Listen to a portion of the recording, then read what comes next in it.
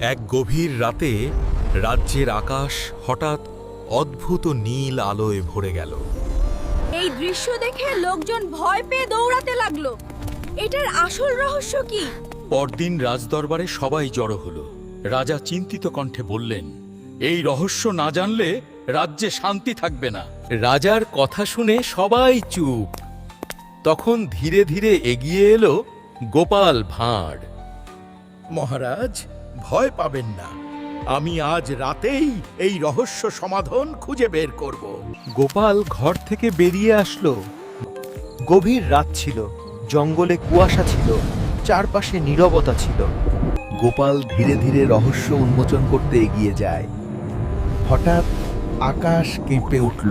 একটি বস্তু ধীরে ধীরে মাটিতে নেমে এলো। ভিতর থেকে একটি অদ্ভুত প্রাণী বেরিয়ে এলো। তার চোখগুলো জল জল করছে। আমরা বহু দূরের গ্রহ থেকে এসেছি।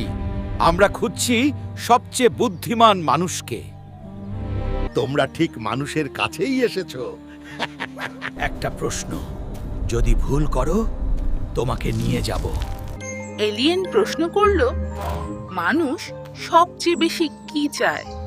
গোপাল বলল, মানুষ সব পেয়ে গিয়েও আওর চায়। তারা সুখ চায়।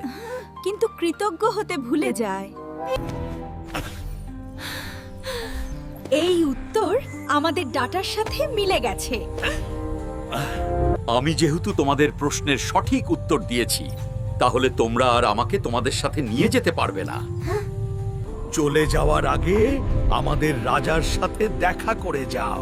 এইবার গোপাল তার এলিয়েনদেরকে নিয়ে রাজসভায় উপস্থিত হলো। তাদের দেখে রাজা কাঁপতে শুরু করলেন। আমরা অনেক গ্রহ ঘুরেছি, কিন্তু গোপালের মতো এমন বুদ্ধিমান মানুষ কমই দেখেছি। গোপাল, তুমি শুধু মানুষ না, একটা সম্পদ। এই গল্প থেকে আমরা শিখলাম, সত্যকারের বুদ্ধিমান সেই যে কম পেয়েও খুশি থাকতে জানে।